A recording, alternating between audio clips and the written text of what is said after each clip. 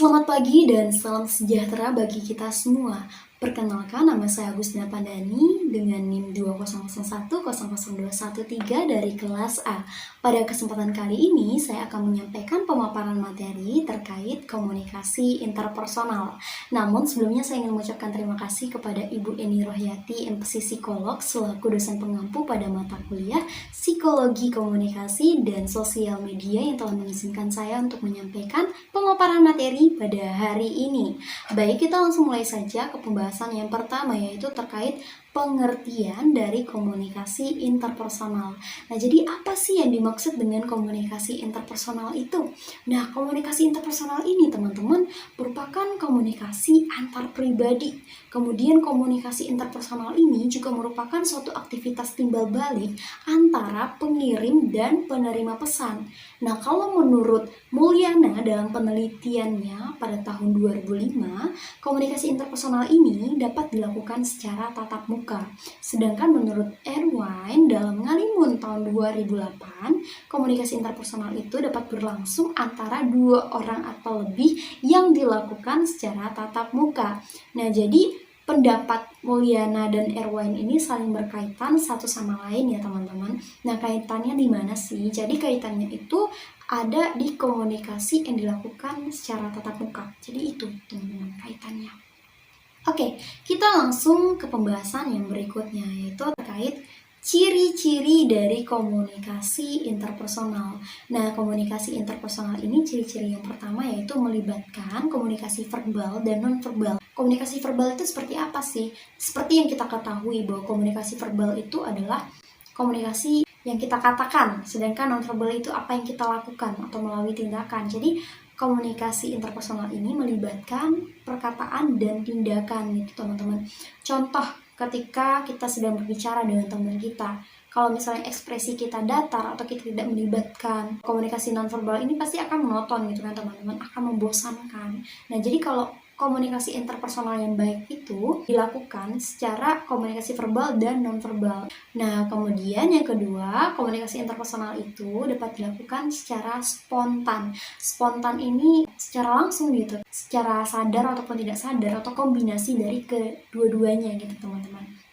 Kemudian ciri-ciri yang berikutnya yaitu persuasi. Nah, persuasi ini maksudnya gimana sih? Jadi ketika kita dapat memberi inspirasi atau dapat saling memberi semangat, kemudian dorongan untuk mengubah pemikiran, perasaan, kemudian sikap yang sesuai dengan apa yang sedang kita bahas pada saat itu gitu kan. Nah, itu termasuk dalam persuasi teman-teman.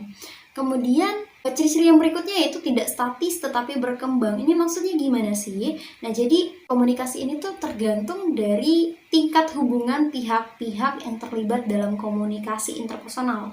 Jadi pesan yang dikomunikasikan dan cara pesan itu dikomunikasikan itu kaitannya teman-teman. Tidak statis lalu berkembang itu maksudnya. Nah, kemudian umpan balik pribadi, interaksi dan kohesi ini maksudnya gimana sih? Jadi komunikasi interpersonal merupakan komunikasi yang memungkinkan terjadinya timbal balik. Dalam komunikasi ini terjadi interaksi di antara pengirim dan penerima pesan, yang satu mempengaruhi yang lain. Pengaruh itu terjadi pada tataran kognitif, kemudian afektif, dan juga behavior. Nah, seperti yang kita ketahui bahwa kognitif itu berkaitan dengan pengetahuan, sedangkan afektif itu berkaitan dengan perasaan, dan behavior itu berkaitan dengan perilaku. Oke, yang selanjutnya yaitu tentang berpedoman pada aturan intrinsik. Nah, ini maksudnya gimana sih? Jadi peraturan intrinsik itu adalah peraturan yang dikembangkan oleh masyarakat untuk mengatur cara seseorang berkomunikasi gitu, harus berkomunikasi satu sama lain tuh ada aturannya gitu, berpedoman pada aturan intrinsik yang dibuat oleh masyarakat sekitar gitu. Contohnya tuh gini, ketika kita berkomunikasi dengan orang yang lebih tua atau orang yang lebih dewasa sama kita kan pasti mengutamakan tata krama, sopan santun gitu kan. Nggak mungkin kita berkomunikasi menggunakan bahasa sehari-hari dengan teman, itu nggak mungkin kan. Itu sudah diatur dalam masyarakat gitu kan. Berkata orang tua kita mengajarkan, nah kalau komunikasi dengan orang yang lebih tua, alangkah lebih baiknya jika kamu berkata halus, berkata sopan gitu kan, dan sebagainya. Itu dia teman-teman. Oke, kita lanjut ke pembahasan berikutnya, yaitu terkait Tujuan komunikasi interpersonal. Menurut teman-teman, komunikasi interpersonal itu tujuannya untuk apa sih gitu? Ayo, ada yang tahu nggak? Nah, jadi kalau menurut DeVito dalam penelitian tahun 1997, beliau ini menjelaskan bahwa tujuan dari komunikasi interpersonal ini terdiri dari beberapa. Yang pertama yaitu mengenal diri sendiri dan orang lain. Ini maksudnya gimana? Jadi ketika kita berkomunikasi dengan orang lain atau dengan diri kita sendiri mungkin ya, kita jadi lebih tahu tentang diri kita jadi lebih tahu tentang orang lain. Contohnya gini teman-teman. Hai, nama kamu siapa? Nama aku Agustina Pandani. Nama kamu gitu kan, terus dijawab. Nah kita jadi tahu kan, kita jadi kenal. Oh ternyata nama dia ini, ternyata nama saya ini gitu. Nah tujuan yang kedua yaitu untuk mengetahui dunia luar. Jadi kenapa komunikasi itu penting? Ya ini teman-teman, kita jadi tahu bagaimana sih perkembangan di dunia luar itu. Contoh kan, bagaimana perkembangan kelitih di Jogja gitu kan, apakah sudah ada penangkapan atau tindak lanjut yang lebih serius gitu kan. Nah tujuan yang ketiga yaitu untuk menciptakan dan memelihara hubungan. Maksudnya hubungan seperti apa sih? Bisa jadi kayak hubungan persaudaraan, hubungan pertemanan. Jadi komunikasi itu penting banget. Contoh nih ya, dalam sebuah kos atau dalam sebuah rumah, ketika ada teman, kamu dan teman kamu gitu kan, cuma diam-diaman, apakah dapat menjalin hubungan yang baik gitu dengan diam-diaman? Enggak kan? Pasti memerlukan yang namanya komunikasi. Nah, dengan komunikasi itu dapat menciptakan dan memelihara hubungan persaudaraan, hubungan pertemanan. Jadi nggak salah komunikasi gitu. Kayak paling nggak enak tuh kalau misalnya kita salah komunikasi. Salah komunikasi itu maksudnya gimana sih? Contoh kan, ketika ada apa-apa kita nggak mau mengkomunikasikan sama teman, atau ketika kita merasakan sesuatu yang ngejanggal gitu kita milih diem. Nah itu kan pasti akan kayak kita udah nettingan dulu kan sama mereka, kayak dia pasti gini-gini di belakang kita gitu kan. Nah itu nggak boleh teman-teman. Jadi kita harus tetap berkomunikasi dengan sesama kita supaya tidak terjadi kesalahpahaman. Nah tujuan yang berikutnya yaitu untuk mempengaruhi sikap dan perilaku. Mempengaruhi sikap dan perilaku ini maksudnya gimana sih? Jadi contohnya gini, ketika kita berkomunikasi dengan menggunakan bahasa yang kasar atau bahasa yang toksik, otomatis itu akan mempengaruhi sikap dan perilaku dari lawan bicara kita ataupun dari kitanya gitu kan. Bisa jadi mereka nggak nyaman sama kita, bisa jadi kitanya yang kayak gimana gitu. Teman-teman pasti tahu sendiri lah ya maksudnya gimana. Oke, lanjut ke tujuan yang berikutnya yaitu untuk bermain dan mencari hiburan serta untuk membantu. Nah, kenapa komunikasi penting? Komunikasi interpersonal itu penting? Ya untuk ini teman-teman, untuk mencari hiburan atau untuk bermain dan untuk membantu. Maksudnya gimana? Jadi contoh gini ya, wah saya bete nih gitu kan, perlu teman untuk cerita atau perlu teman untuk healing. Kalau bahasa zaman anak sekarang healing ya, padahal kalau healing malah hilang gitu kan. Anak-anak zaman sekarang itu salah persepsi tentang healing gitu. Jadi ketika kita memerlukan bantuan di teman-teman kita kan harus mengkomunikasikan itu sama teman-teman kita. Contoh, tolong dong ajarin aku tentang materi komunikasi interpersonal katanya gitu kan, soalnya aku belum paham. Nah itu termasuk untuk membantu loh teman-teman itu, ataupun dibantu, jadi saling berkaitan. Oke, kita lanjut ke pembahasan berikutnya yaitu terkait jenis-jenis dalam komunikasi interpersonal. Jadi menurut Effendi dalam tahun 2003, dalam penelitian tahun 2003 pada halaman 62, beliau menjelaskan bahwa komunikasi interpersonal itu terbagi menjadi dua jenis teman-teman. Yang pertama yaitu komunikasi diadik atau diadik communication. Nah apa sih yang dimaksud dengan komunikasi diadik ini? Jadi komunikasi diadik adalah komunikasi interpersonal yang berlangsung antara dua orang. Yakini yang seorang adalah komunikator yang menyampaikan pesan dan seorang lagi komunikan yang menerima pesan. Karena perilaku komunikasinya dua orang, maka dialog yang terjadi berlangsung intens. Nah, contohnya gimana sih? Jadi contohnya ini ketika ada suami istri sedang berkomunikasi, ataupun ketika dua orang sahabat dekat sedang berkomunikasi, atau bisa juga nih kayak guru les privat seorang murid gitu kan. Nah, guru ini sama si murid ini lagi berkomunikasi. Nah, itu juga termasuk dalam komunikasi diadik. Pokoknya komunikasi yang dilakukan secara dua orang itu atau dua arah termasuk diadik teman-teman. Nah kemudian jenis yang kedua yaitu komunikasi triadik. Komunikasi triadik ini apa sih? Jadi komunikasi triadik ini terdiri dari 3 orang, namanya juga tri. Tri dalam bahasa Inggris 3, jadi triadic communication terjadi antara 3 orang, di mana seorang komunikator dan 2 orang itu sebagai komunikan gitu kan.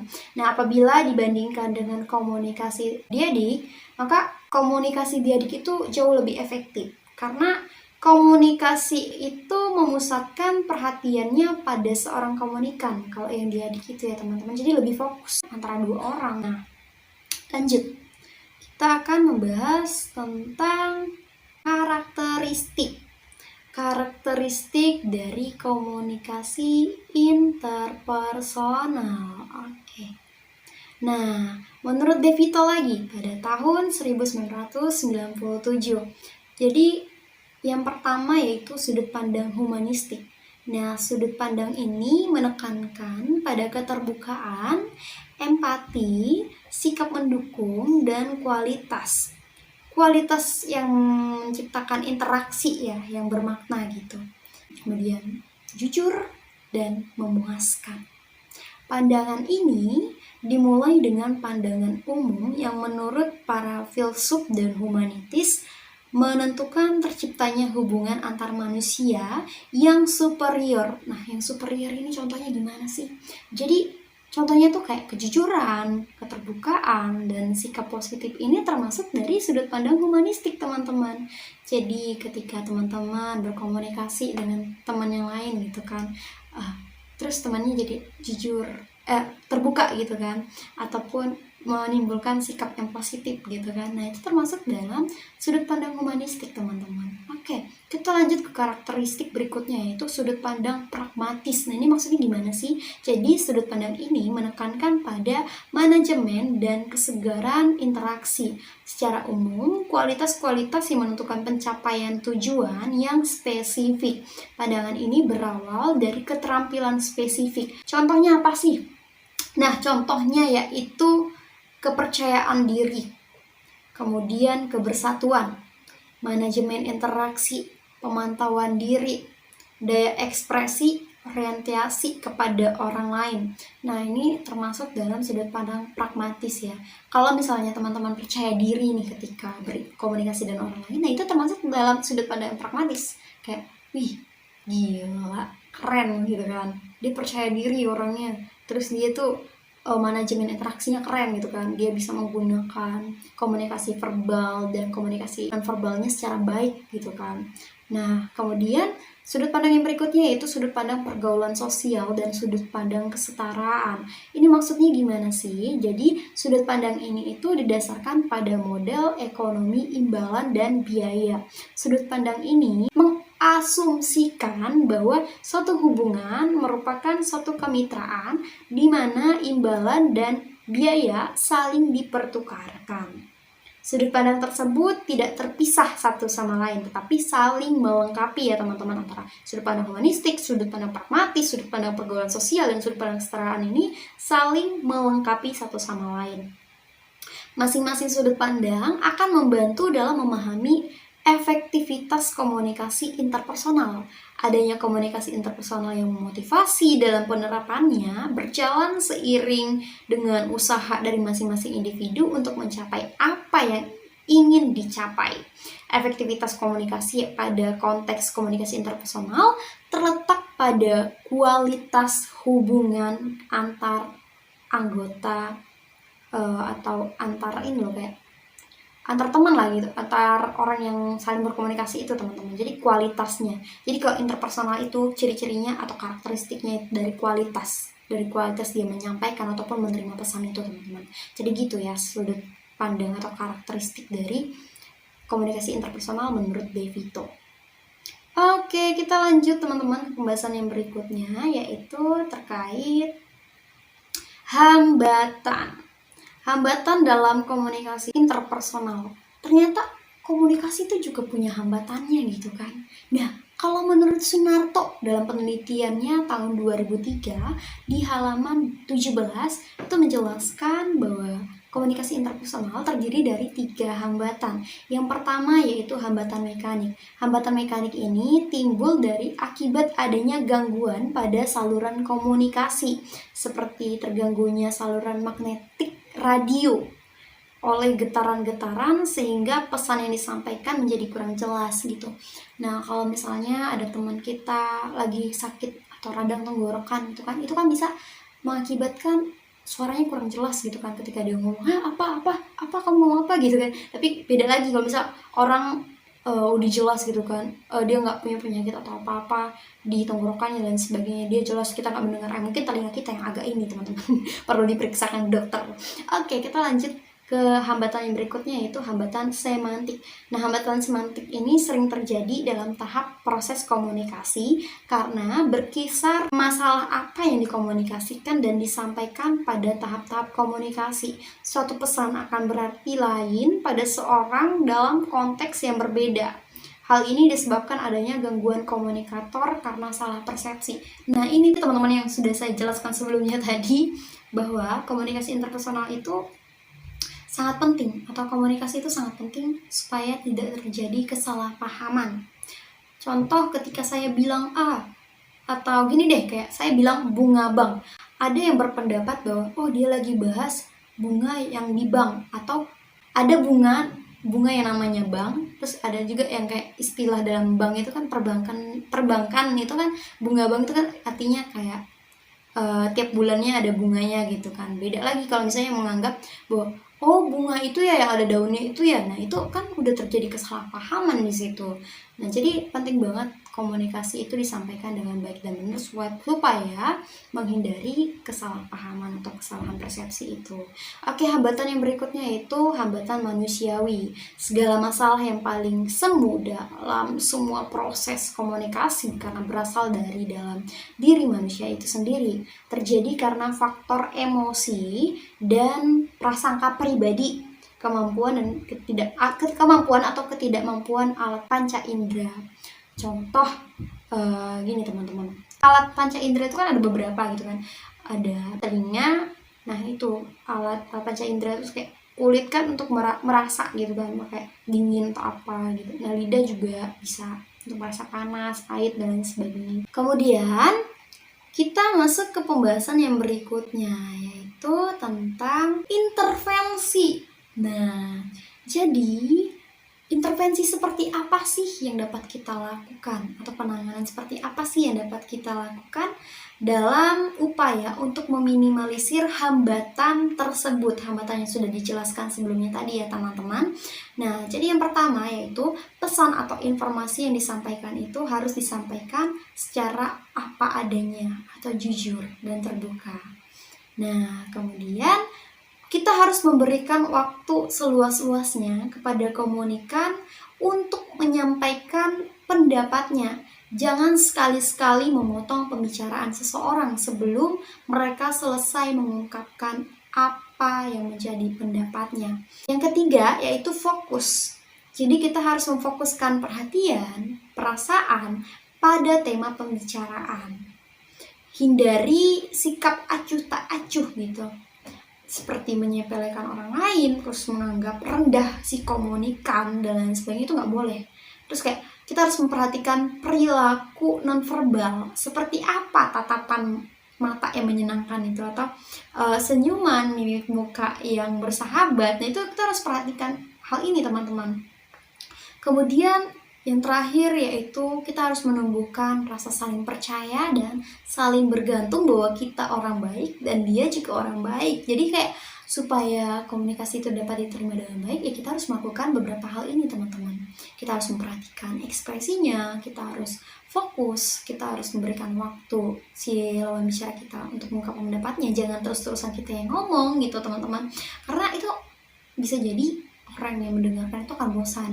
Nah, kemudian kita lanjut ke pembahasan yang berikutnya, Wah, ternyata kita udah nyampe di kesimpulan aja nih teman-teman. Oke, jadi kesimpulan yang pertama yaitu dalam berkomunikasi harus ada keterbukaan, kejujuran, kepercayaan, dan empati. Kemudian, komunikasi interpersonal itu dapat berlangsung antara dua orang atau lebih.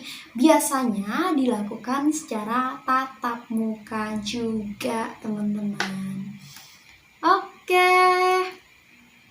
Nah, ini daftar referensinya. Jadi, ingat ya teman-teman, dalam berkomunikasi itu harus ada keterbukaan, kejujuran, kepercayaan, dan empati. Sekian presentasi dari saya, mohon maaf apabila terdapat kesalahan, baik itu dari perkataan, bahkan perbuatan yang mungkin menyakiti hati saudara-saudari. Nah, sekian presentasi dari saya, terima kasih. Sampai jumpa di presentasi berikutnya.